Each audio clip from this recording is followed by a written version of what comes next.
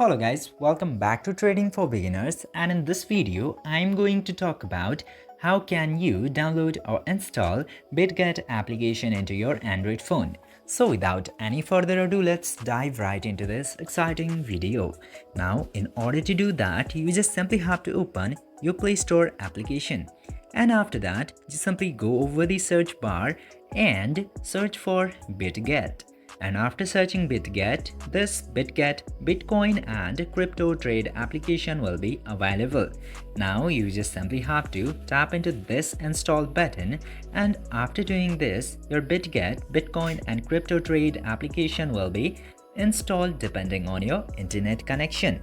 I hope you understand all the process. If yes, and it helped you, don't forget to subscribe to the channel and like this video.